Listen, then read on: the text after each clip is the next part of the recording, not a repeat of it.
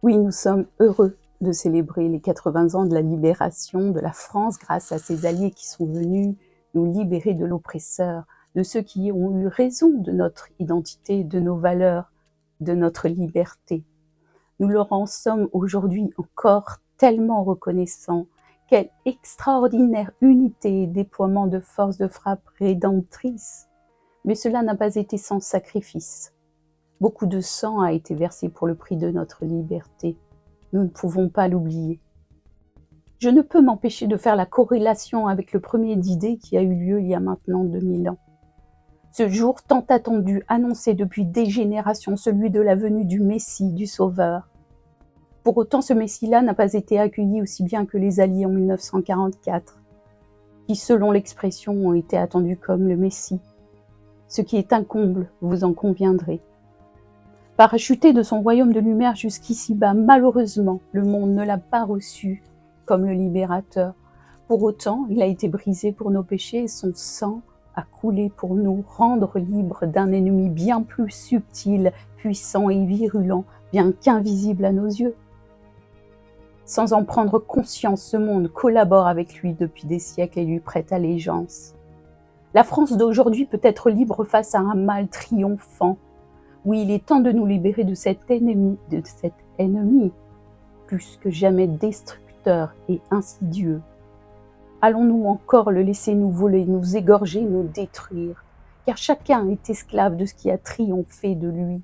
Aujourd'hui peut être pour vous le véritable d'idée. Et ce, pas seulement pour un temps, mais pour l'éternité. Il est possible pour tous de recevoir le pouvoir libérateur de l'alliance ultime entre Dieu et les hommes.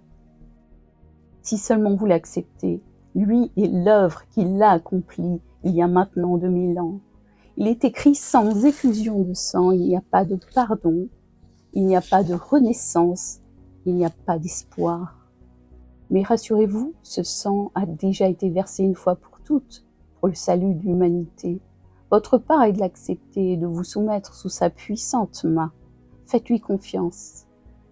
Pour tous ceux qui croient, il a donné le pouvoir de devenir enfants de Dieu et d'être citoyens d'un royaume entièrement libre, merveilleux et éternel. Moi, j'ai fait ce choix il y a longtemps, mais vous, qu'est-ce qu'il en est?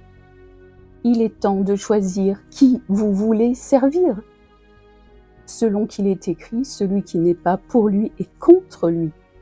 Entrez et demeurez sous sa bannière, car sa bannière, c'est l'amour. Si le Christ vous affranchit, vous serez réellement libre de la loi du péché et de la mort.